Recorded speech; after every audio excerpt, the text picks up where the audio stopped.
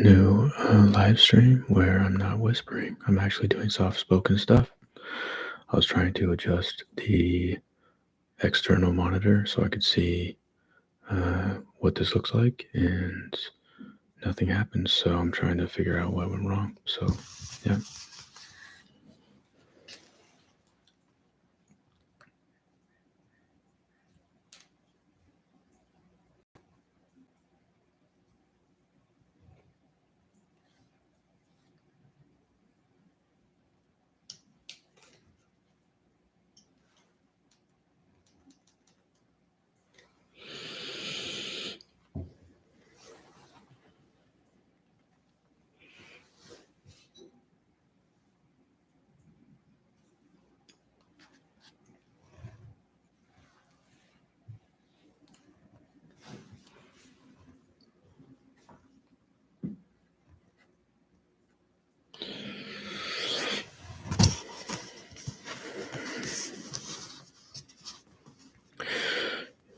Introduction to Brazilian Portuguese. Brazilian Portuguese versus European Portuguese.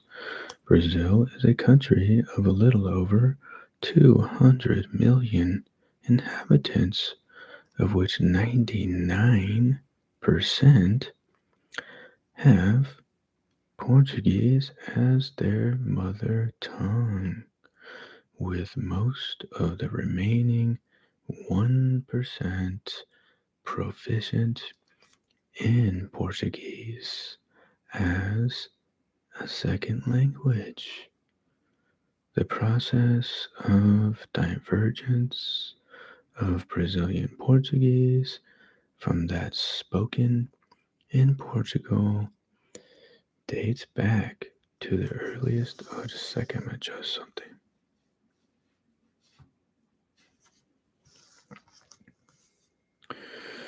Dates back to the earliest days of the colonization of Brazil from 1532 onwards.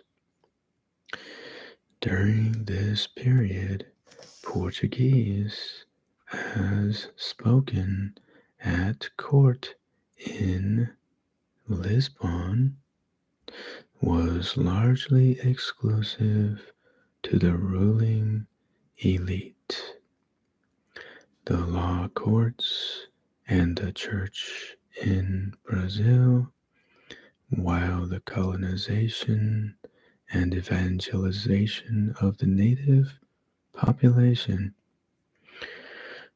was conducted in the so-called lingua geral, general tongue, a creolized version of the major indigenous language of the coastal region, Tupi-Namba, with a generous admixture. Just a second, I gotta change something.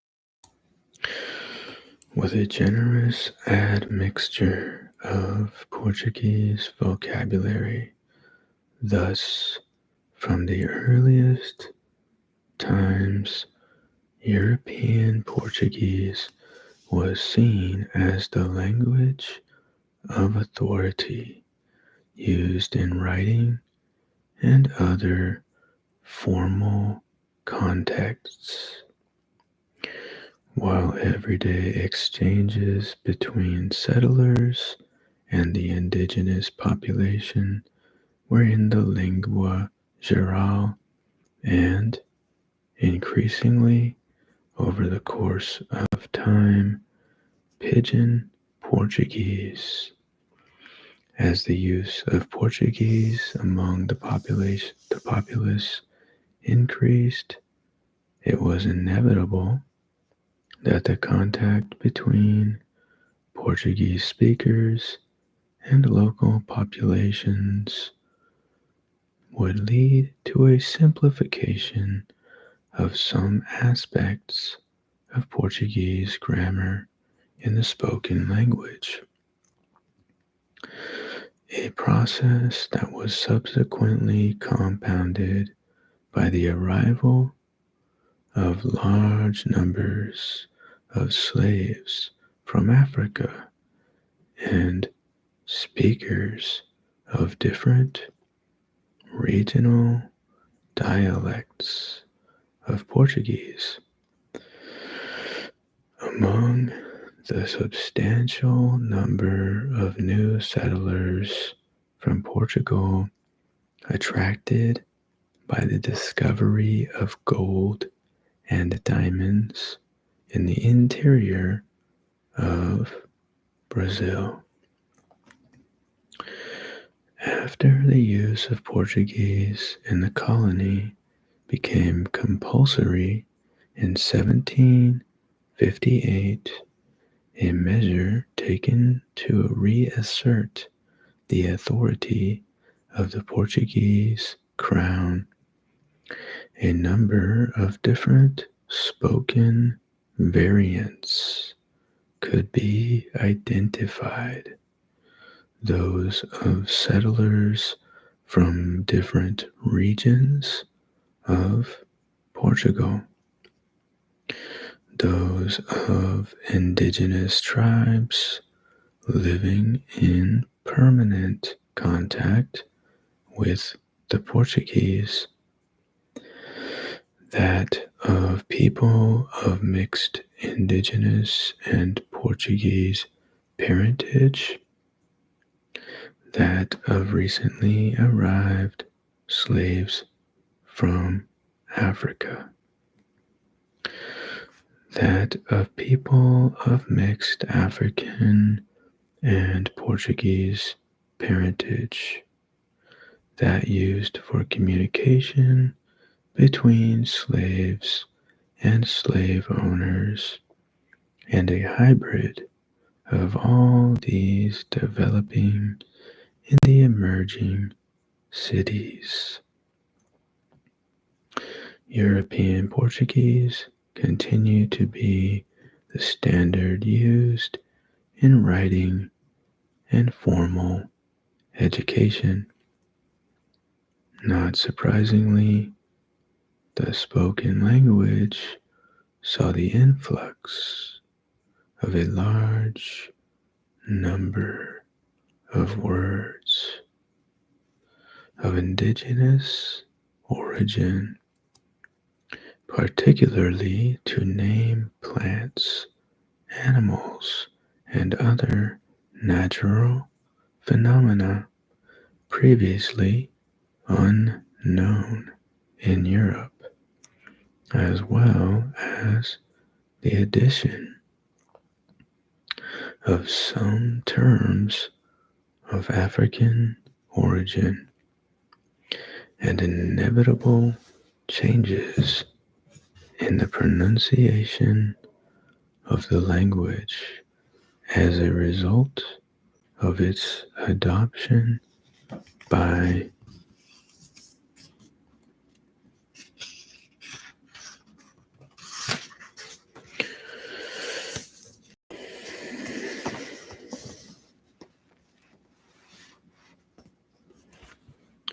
non-native speakers, and to this the fact that between 1538 and 1850, around 70% of the Brazilian population were of indigenous African or mixed race origin, the vast majority of them enslaved and illiterate, as against only 30% of Portuguese descent. And it is easy to see why the spoken language of Brazil would develop into a variant distinct not only from the speech of Portugal, but also from the written standard used in the country, which was still largely identical to that of Portugal. The influence of European Portuguese on the language of Brazil was given new impetus by the transfer of the Portuguese royal court from Lisbon to Rio de Janeiro in 1808 in the wake of Napoleon's invasion of Portugal. This renewed influence was due not so much to the arrival of the court itself, but rather to the influx of some 15,000 Portuguese who followed it to Rio. Its effects were particularly evident in the Portuguese of Rio de Janeiro itself, such as the pronunciation of syllable final S, still today a distinctive feature of the Rio accent. But Rio's newfound status as royal capital ensured that some of this influence filtered through to other parts of Brazil too.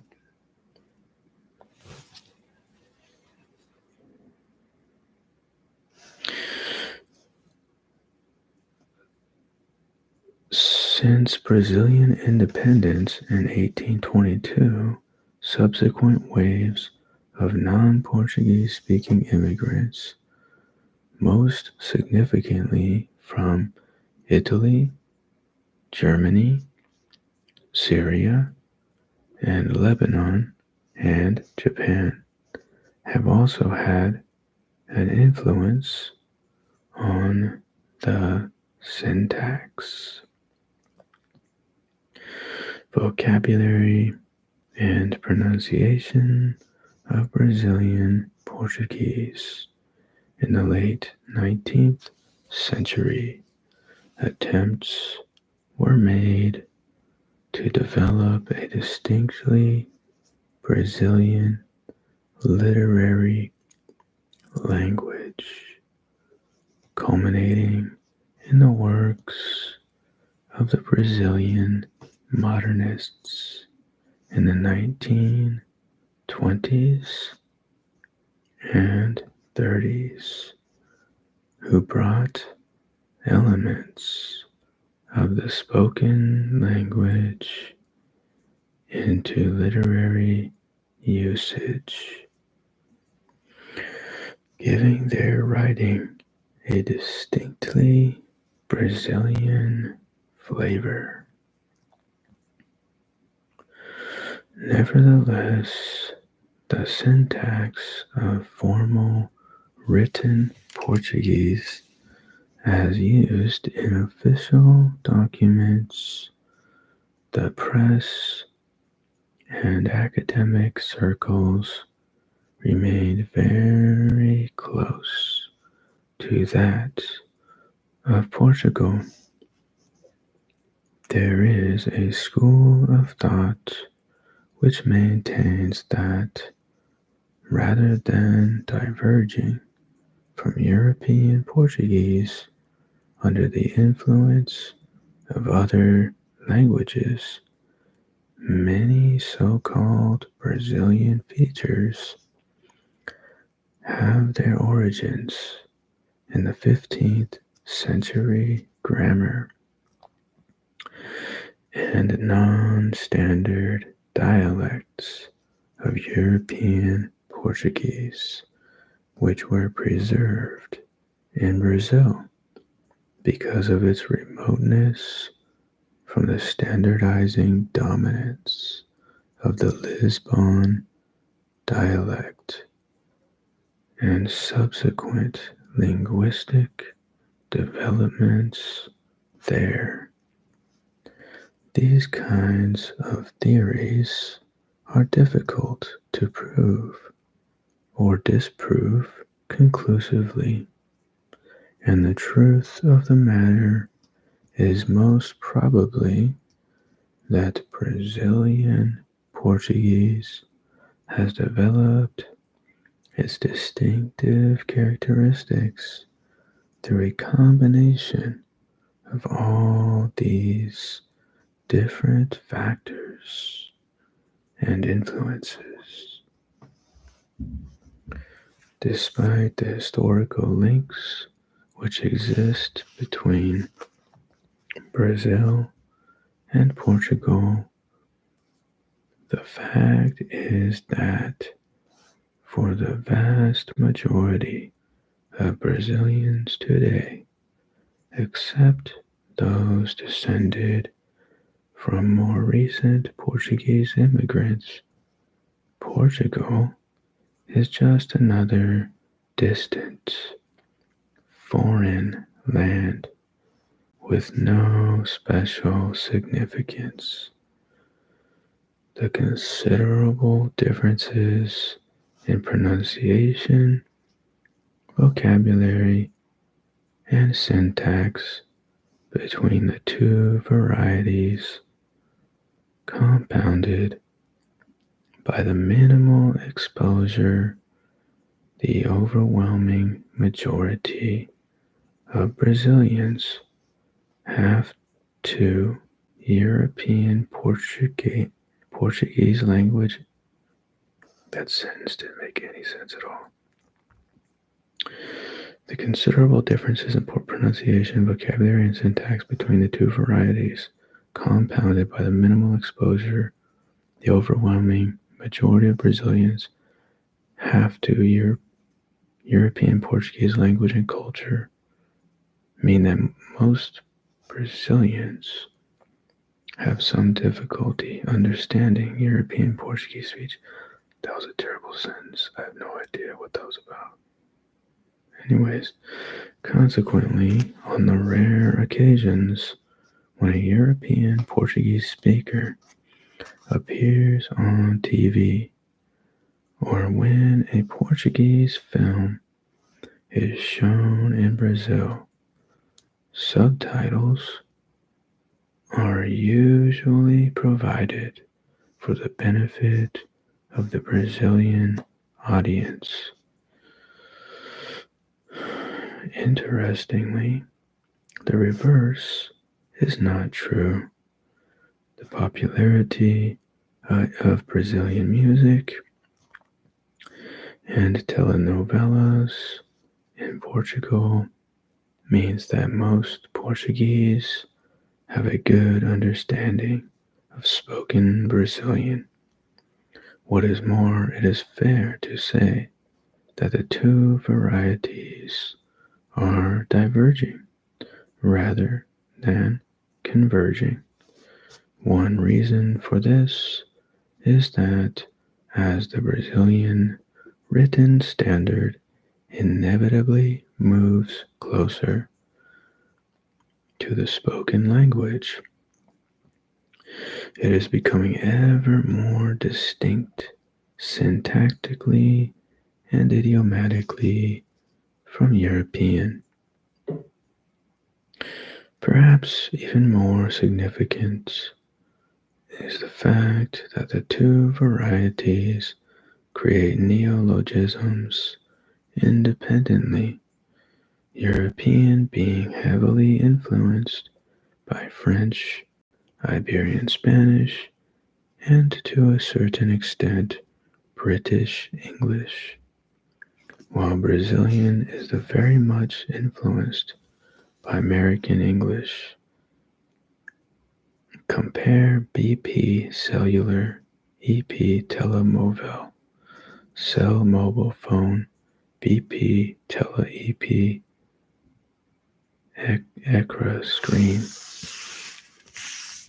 BP mouse, EP Rato computer mouse, BP AIDS, EP CETA AIDS, BP tercerizar, EP externalizar to outsource, BP omim bomba, EP omim kamikaze suicide bomber, BP time, EP Equipa sports team, BP Biogero, EP blogista, blogger, etc. Examples of this type run into the hundreds, adding to the already large number of lexical differences between the two variants. Furthermore, there is no single authority, similar to the Académie Française in French, or the Real Academia in Spanish, that dictates global Portuguese usage. I'm going to go ahead and stop there, and maybe I'll make a part two. Yeah, I think I need to add to my description too that this is from John Whitlam, and this is the cover of the book. So, anyways, part two, that's where I'll leave off for now and adjust my stuff. Thanks for listening.